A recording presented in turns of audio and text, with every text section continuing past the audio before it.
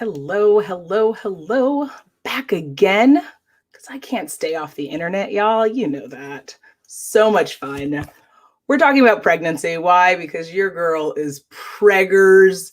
I am going into my 28th week, which means I am starting my last trimester, the third trimester soon. So fun, fun, fun. So obviously we have to talk about pregnancy because I think about being pregnant every single day. That there is someone inside of me growing and he's doing his thing and it's a blessing and it's magical and weird and fascinating. So we're going to talk all about it. And there is a newer version, I believe, of this book by Jenny McCarthy, Belly Laughs, but this was the one that I had. I think I probably got this. I don't know where I got this from, either a library or someplace. So I wanted to choose this one. I thought it was hilarious. Belly Laughs is an adorable title. First and foremost, she looks adorable. And I think that this is definitely going to be a fun book club. So if you're ready to talk about pregnancy, let's have fun. And let me show you my slide deck so that you guys can see kind of what we're doing. And then we'll take it from there. And of course, invite your friends and put your comments in there so that we can have a lively conversation, y'all. Alrighty. So March Book Club meeting 2021. Again, we're reading Belly Laughs. My name is Natasha Nurse. I am a coach. I'm a speaker. I'm a content creator. I do a lot because I'm very Jamaican and I love to do a lot. And for me, it's been really interesting maintaining a schedule of go, go, go, while also creating life. And it has been a wild, wild journey. I don't necessarily know if I do everything correctly, but I try my best and I give it all that I got. And that's all that I ever can expect from myself or anyone. I think if you give it your best and you try, then you just keep going, you know? So with that, let's get started. This book is, like I said, funny. It is a really quick, easy read. See, like I think I read it in maybe 2 hours or less, but I'm a fast reader. But nonetheless, you would be able to get through this within a week, but probably a day. And it was right to the point. My plan for today is the following. I'm going to read to you the book summary that is shared on Amazon. I think it's delightfully written and I just loved the phrasing. So I really wanted to share that with you. Next, we're going to go through highlight sections. So for me, book club has really been just an opportunity for me to sit and share with you my thoughts about a book, but also more importantly, passages from it so that, you know, you can make that educated decision of like, is this the book that you want to read? Why do you want to read it? And you get a glimpse into it directly from the horse's mouth. Like you hear right from the book itself. So if you don't like the phrasing, if you don't like the content, then you are crystal clear as to whether this is a book that you need to buy or want to buy for yourself. Then I do a quick kind of recommendation. You probably will guess what my recommendation will be here to read or not read. I'll let you have the fun with that. And then what's next? Okay, so with that, let's get into the book summary. This, again, is listed on the page of the Amazon page where you'll be able to, you can get this on dressroommate.com. You'll be able to also, you know, read it here, which is the following. Revealing the naked truth about the tremendous joys, the excruciating pains, and the inevitable disfigurement that goes along with pregnancy. Jenny McCarthy tells you what you can really expect when you're expecting, from morning sickness and hormonal rage to hemorrhoids, granny panties, pregnant sex, and the torture and sweet relief that is delivery. Belly Laughs is must-read comic relief for anyone who is pregnant, who has ever been pregnant, is trying to get pregnant, or indeed has ever been born. So pretty much she's saying this book is for everyone because for us to be here as human beings, currently we have to be born, right? So yay. As a pregnant person, I will tell you, I found it extremely comforting to read this book. And it was nice to, I haven't shared all of the experiences that she shared in her pregnancy during my pregnancy because every pregnancy is different. Every body responds differently to your baby. I'm grateful to say some of the things, like I haven't dealt with hemorrhoids as of right now. They seem really scary. So that's something that I'm hoping I do not have to deal with. But again, if it's a part of the journey, it's a part of the journey. Creating life is unpredictable and magical and disgusting all at once. So let's get to this. Different sections. So I have the different titles here from the chapters. They're really short chapters. So when we get through this, you're going to be like, really, that's it? It's good because it makes it move fast. And after you finish each chapter, you're like, I want more, I want more, I want more. So it's pretty cool that way. All right. So first one, Barforama. You can imagine what that one's about. Page 9, it starts on. And it says Barforama, morning sickness. So as anyone who has ever enjoyed it knows, the term morning sickness is bullshit. Morning has very little to do with it. For me, it started in the morning and went straight through the night. The label morning must have been thought up by a man who thought it was all in our heads and hoped that limiting the definition would make us all shut up by noon. Well, I don't think so, buddy. I say, come on over to my house around 5 p.m. so I can heave on you. Some women I know have had this worse than others. Some have puked every 15 minutes all day long, and others just a few times a day. I consider myself to have had it even harder than the pukers. I was in a constant state of queasiness that would cause me to gag or dry heave. You know, that second before you throw up where your mouth gets really watery and you start to sweat and you do that horrible run to the bathroom, hoping to just get it out so you don't have to feel that anymore. That was me all day. I was stuck in that in-between state where nothing would come out. I would just stare at the toilet, sweating and praying to the porcelain god not to let me dwell any longer in puke purgatory. I would have sold my soul for one of two options: either let me puke or let me feel better. Very dramatic. Going to the grocery store was a freaking nightmare. I was terrified every time I had to go. Celebrity life isn't all personal assistance and glamour, let me tell you. Oh yes, I do my own shopping. I would walk in pale and sweaty with my little list in my hand and run through the aisles. To me, the meat counter smelled like dead animals that had been left in the sun for a year. I would cringe and hold my sleeve up to my nose as I passed. Everything in that store disgusted me. Strangers gawked at me as they saw me gagging in aisle 3 holding up some cheese. It's hard having these symptoms in public when you don't look pregnant. If I were 9 months along, they would look at me like, oh, look, poor little pregnant lady doesn't feel so good. Instead, they looked at me as if to say, don't bulimics puke after they eat?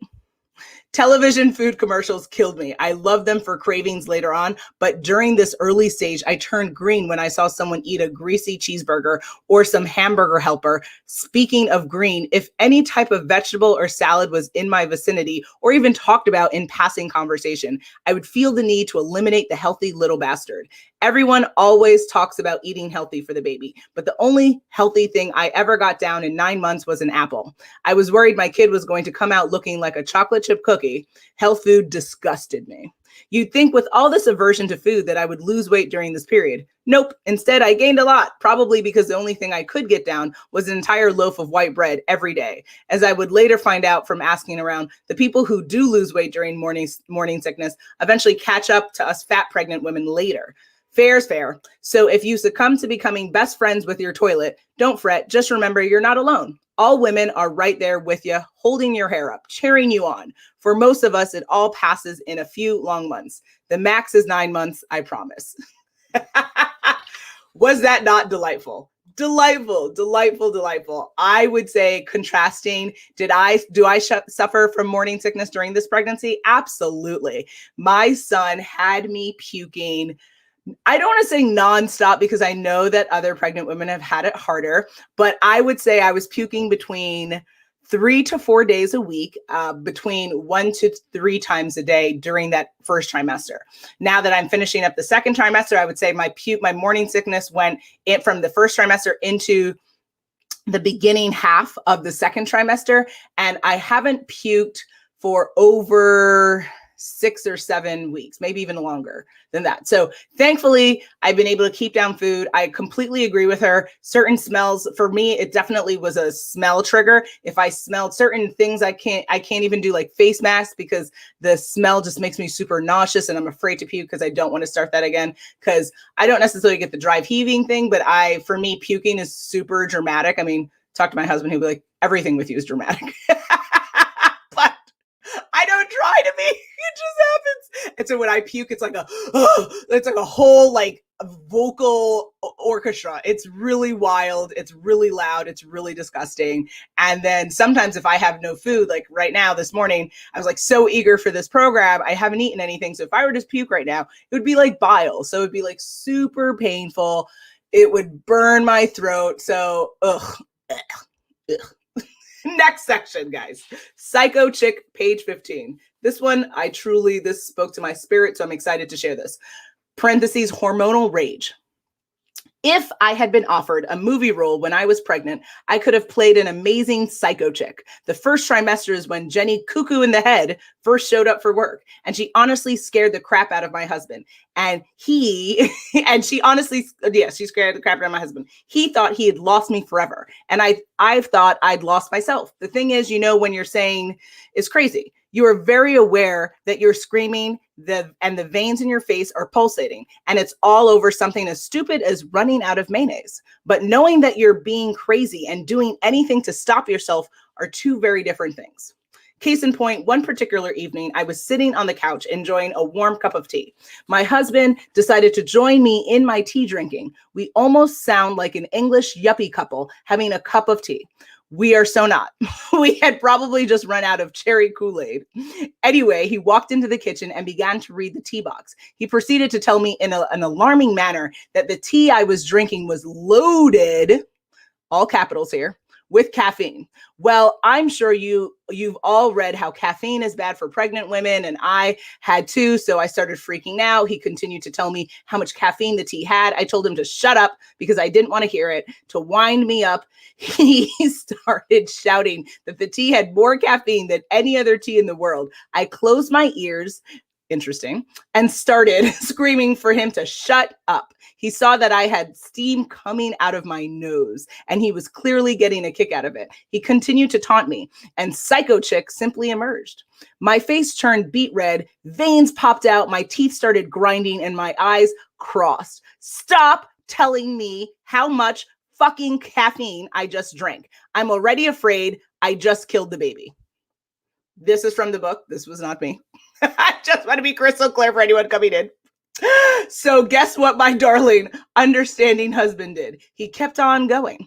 So guess what Psycho Chick did? She went positively postal and started whipping remote controls at him. First, the TV control. That one breaks. Then the VCR remote. That one breaks. Then the stereo remote. Now, please listen to me when I tell you this is not me. Not all celebrities are temperamental whack jobs. I am not that kind of a person.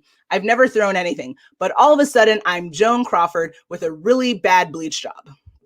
Psycho Chick turned into crying Psycho Chick, and I burst into tears. My husband realized that he played with me long enough and put his arm around me. Psycho Chick went back into her hole that day, but she would be heard from many a time again. Sometimes I'd see her coming. I'd feel her emerging. Other times she would just pop out of the woodwork without warning, but she was always with me, just waiting to make a scene. Now, you might be thinking, why did you tell us a story as simple as arguing about the caffeine and tea? Well, that's exactly why. During this time, you will find yourself getting enraged about the dumbest things. They might not seem dumb to you at the time, but they really are. You'll see the stupidity in retrospect. If you haven't gotten to this point yet in pregnancy, warn your husband that Psycho Chick could be coming. At least then, when you throw a remote at him, you can say, I warned you, darling, now run. That piece right there is 100% accurate. I can't say for every pregnancy, right? Every pregnancy is different. For me, 100%, I'm definitely, this week alone, I would say, have had enraging moments that I, similar to her, would say was provoked by other people. I did not start my day intending to want to explode. However, unlike her, I wouldn't necessarily say it was derived from my hubby because he knows, because even her response is calmer, I would say, than what my response would be. When I go into rage mode, it's really horrible. And I don't necessarily throw things, but the volume, like you hear how loud I am now, imagine screaming, and I don't necessarily turn red, but I will love to mess up the bed and throw pillows on the floor. I do that. Khalil's like, please stop. Please stop. Because I don't know how to make up the bed. So he would have to do that. But Nonetheless, it is interesting how the littlest things will get us mad when you're pregnant and you just feel completely out of control. And I think it's not just you're out of control of your emotions, but like, I can't tell you what my body's about to do. I start feeling kicks. I start feeling nauseous or gassy or, all sorts of things. Your body's just doing its thing. It's like, it's this own entity and you just happen to be along for the ride. So it is fascinating. I would say for anyone who's currently pregnant, give yourself grace. I try to just give myself grace. I feel bad, but I'm like, how can I feel bad? It's just it's a season. Everything in life is just a season, right? Things you go through. So as of right now, I'm definitely raging right now, for sure. I'm going to give myself grace. I'm going to try to self-soothe and keep moving forward. But even last night, like I was irate, and I couldn't control myself. Don't touch me. And for me, like when I'm angry, I don't want to be touched. I will literally rage out even more if you try to touch me. When I'm angry, I don't like it. So it's interesting. It's a very interesting experience. So give yourself grace. That's my lesson that I've learned for this period of pregnancy. Next, this is fun because the title's everything. Is it a penis or a vagina? Finding out the sex. I'm one of those people who believes if you can find out something, you find out. Screw surprises. If I could have found out what this baby's occupation was going to be, I would have. Speaking for my need to know self here, I simply felt that if I knew what the sex was, I would be able to bond even more with my baby. That said, I didn't have a firm grip on my preference. I kept bouncing from wanting a little girl to wanting a little boy. My wanting a little girl was for obvious reasons, someone to get my nails done with, to teach some cheerleader moves to pass down my jewelry and my Gucci dresses to. But then I would really want a boy, some little tough tyke who I could wrestle around with and who would be my little man. Of course, my husband wanted a boy first. He loved the idea of having a mini version of himself running around in this world. But either way, it goes without saying that we both would have been ecstatic with a little girl, with a girl or a boy. Good thing too. Chances are that we were going to get one or the other. Most people find out the sex of their baby if they choose to through ultrasound at about 20 weeks, but you can find out earlier and more accurately if you decide to have some genetic tests done earlier. For one, there is a test called CVS, which is short for chronic villus sampling. Sounds bad, but it's ultimately good. It tests whether or not your baby has Down syndrome. It's usually performed between 9 and 11 weeks, and you find out the results within a week. Joy of joys, they perform this test by going up your wazoo and having a needle plucked through your uterus to gain some fluid for testing. Another test is called amniocentesis. This is usually performed at 16 weeks. Instead of going up your wazoo, the needle is poked through your lower belly to extract fluid. With amniocentesis, it takes longer to find out the results because they count the chromosomes to make sure Junior has no abnormalities. Both tests are considered invasive, but if you're 35 or over, the doc usually wants you to have one of these tests done because your chance of having a child with Down syndrome increases each year. So remember, not only do we get old and ugly, our eggs do too. I do not agree with that sentence, but it's a part of the chapter. I opted for amniocentesis. I was under the 35 age marker, but I still wanted it done. I wanted to know that my baby was healthy so I could relax throughout the rest of my pregnancy. Even though I hoped for relaxation on the horizon, I was nervous because of how big that damn needle looked on all those pregnancy shows I'd seen. Sorry to have to break it to you, but in reality, it's still damn big. In preparation for sticking the needle in my belly, the doc looked around with the ultrasound. A woman this time, she checked to see if there was enough fluid for the baby to float around in, and then began to check his or her extremities so that she wouldn't poke one with the needle. My husband and I laughed as we looked at the little toes and fingers. Then the doctor told us that we might be able to tell what the sex was right then, just by looking on the ultrasound screen. She said she couldn't be absolutely certain until the results of the amnio came back, but she said from what she could see, it would be a pretty good guess. So of course we asked her to go for it, to go ahead and make an educated guess. As she moved the ultrasound camera down my belly, my husband and I held hands and smiled. We were holding our breath out of pure excitement. She stopped the camera on a certain spot, and without saying a word, my husband's smile so big it could have ripped his face apart. His eyes lit up as he shouted, "That's a penis! Yes!" Lo and behold, he was right. There was the largest baby penis on that screen that I had ever seen. That I've seen all that, many, mind you. Even the doc looked a little surprised. She nodded at my husband and told him that it looked pretty good, that we had ourselves a boy. A boy. I was so excited that my eyes filled with tears. I was having a little boy. Yeah, but my little bubble of happiness was burst wide open when she told me she was preparing the needle. Uh-oh. Now I was scared again. I closed my eyes and tried to relax. I started envisioning me and my little baby boy playing on a beach. I saw his little smile as I threw him up in the air and heard his little giggles. By keeping my focus on my vision, the procedure came and went. The needle going in sounded a little like piercing the skin on a nicely cooked Thanksgiving turkey, but it didn't hurt at all. I opened my eyes, smiled, looked at my husband. He was greener than a Martian. I guess watching something like that can't be too good for the hubby. Of course, months later at delivery time, he would get his fill of gory sights. A few weeks after the amnio, my gyno left a message on our machine that ours was a healthy baby, and we were right. The penis we had seen was definitely a penis.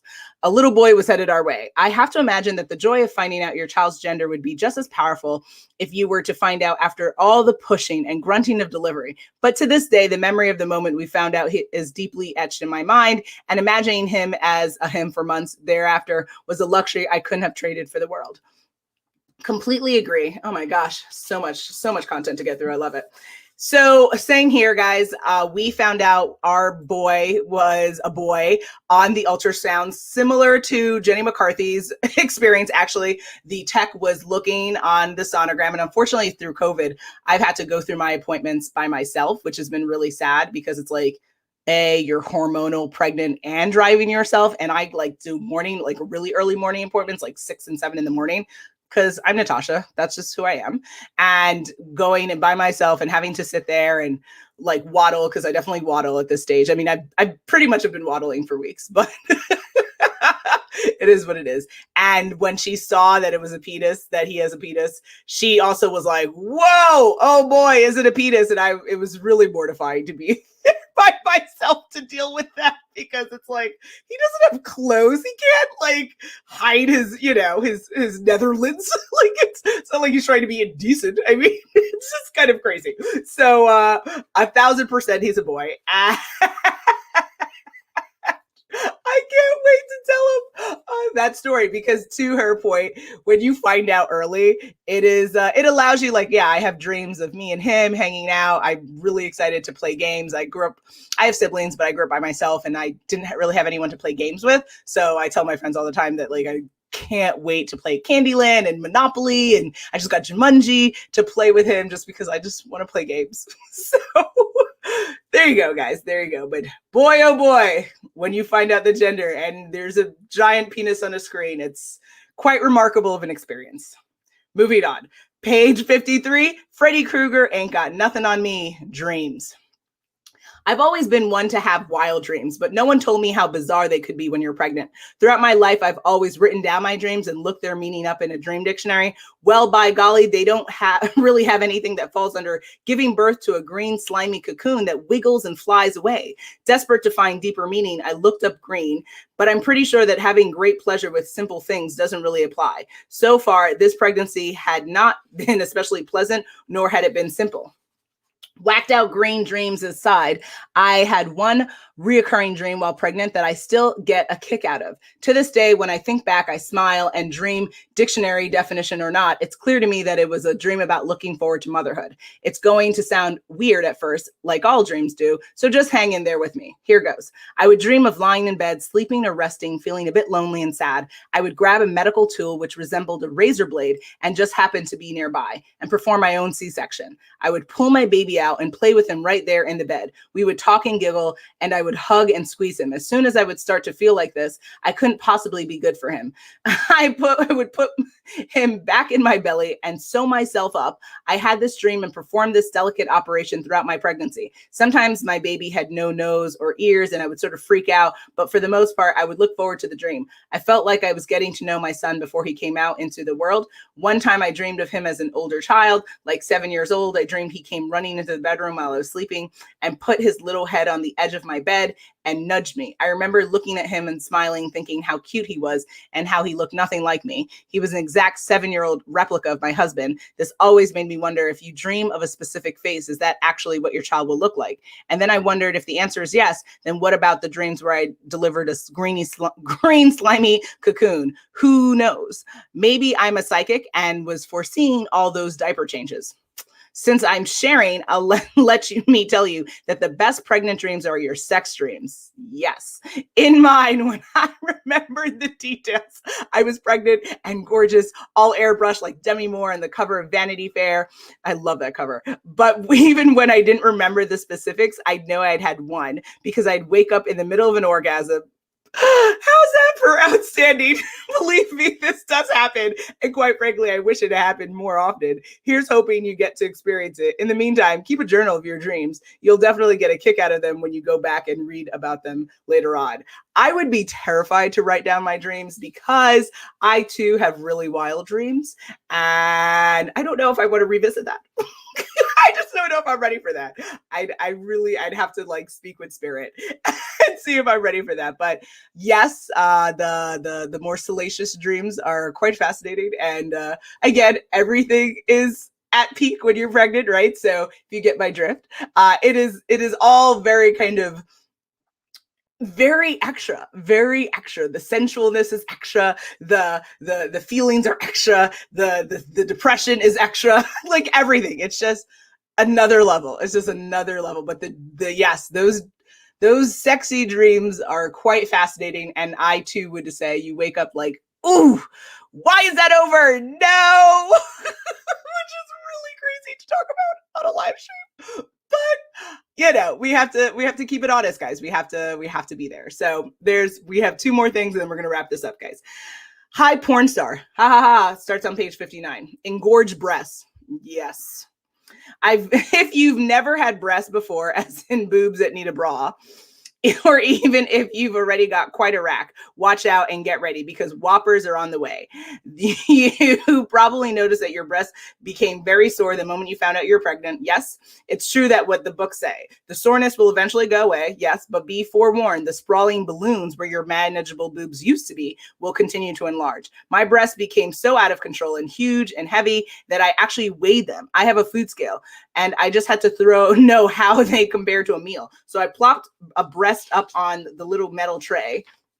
Each breast 5 pounds, then 10 pounds of breast. Think of that in terms of chicken, and you'll probably see that your breast could feed a family of 8 or 10 people. Though there are guys in this world who might disagree to me, that's totally insane. I guess the bright side is that I would rather have 10 pounds to go up to my chest than to my ass.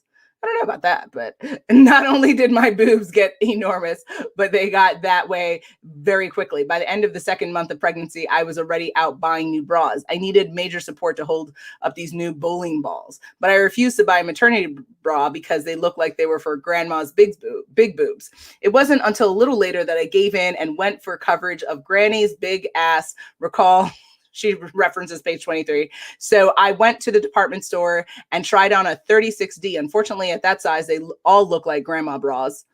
A little offensive there, but without an option, I bit the bullet, bought my big ugly bras and wore them day and night. Yes, I said night too. I noticed that wearing them when I slept really kept my boobs from sliding around and hanging off the sides of the mattress. A few months later, I was once again shocked as I attempted to put my big ugly bra on one morning and it wouldn't fit. My boobs were at it again. Unbelievable. I just couldn't believe my eyes and then noticed that not only had my boobs grown, but my areolas had turned into National Geographic nipples. You know, those, I can't even say what she's talking about. And then to top it all off, they had turned dark brown. Pre-pregnancy, my areolas were cute, small, and pink. Now they look like burned pancakes.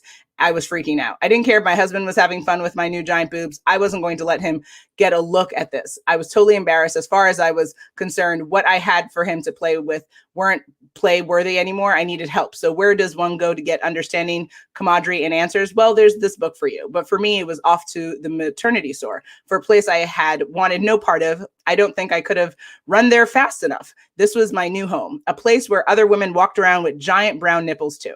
And there standing before me was a giant rack of the ugliest, biggest, and most comfortable looking bras I'd ever seen. A maternity bra. I just had to try that B on so fast that I didn't even bother to close the dressing room door. Comfort beyond relief. Take it from me and don't hold out for style. Don't wait long to join the team. Surrender to the maternity bra and your world will be transformed. If I scared you at all about how big your boobs are going to get while pregnant, then you're in deep shit.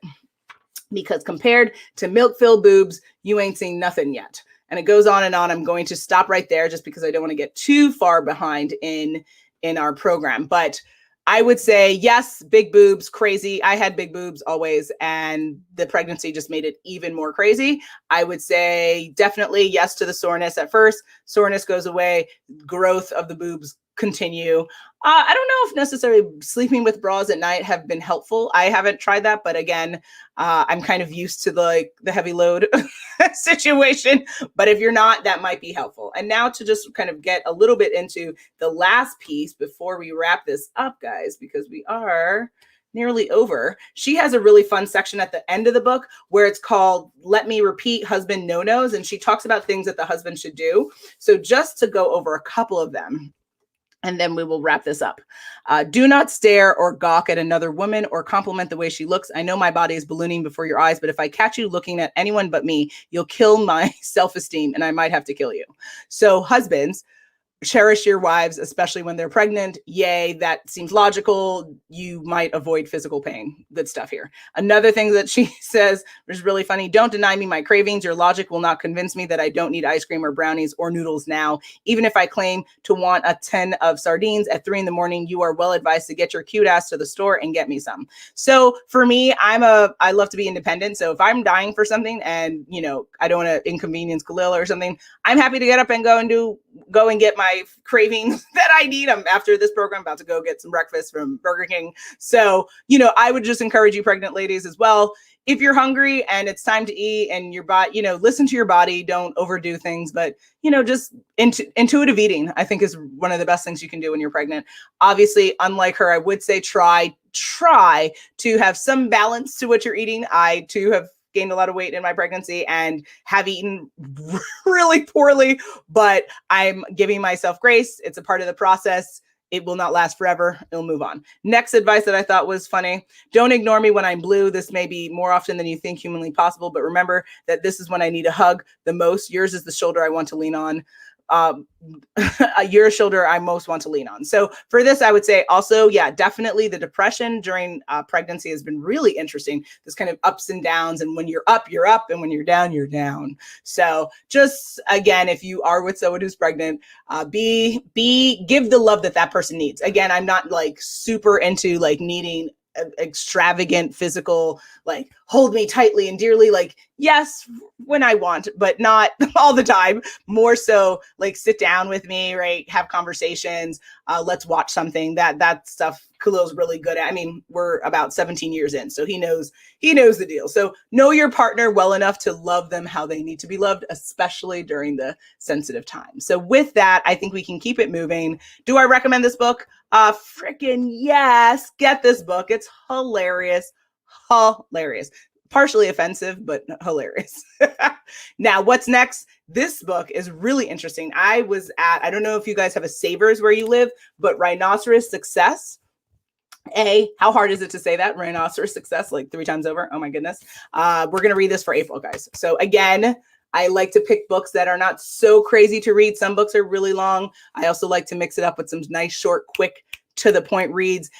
There will be a blog post recapping this whole meeting because it was freaking ridiculous going through this, right? So what do you have to do? You just have to go to dressingroom8.com, make sure that you get a copy of the book, make sure that you RSVP for this next book club, and then of course just stay tuned with all the content and all of that good stuff. So with that, I think we're pretty much it. We're a couple of minutes over, but I think we did pretty good. So if you enjoyed it, if you too are pregnant, my heart goes out to you. Let's do this together. Put your thoughts in the comments. Make sure let me show you this, guys. Subscribe to the blog and the monthly newsletter at dressingroom8.com. I appreciate everyone who joined in and had stuff to say. Let's see. There were some comments. Khalil had some comments to show. Okay. He gave nice stuff, Khalil. Thank you. I appreciate it. Now, with that, I think it's time to go eat and feed my son. So without further ado, keep on trucking if you're pregnant. Keep on loving those pregnant in your life, and make sure that you are just good to yourself, no matter what's going on in your life. All right. You have a wonderful, amazing rest of your day. Thank you for tuning in. I adore you. Stay tuned for all upcoming content at dressingroom8.com. You can see on the events page when you'll see me next. Woo! I'm going to go feed baby now, guys. It's been great. Bye.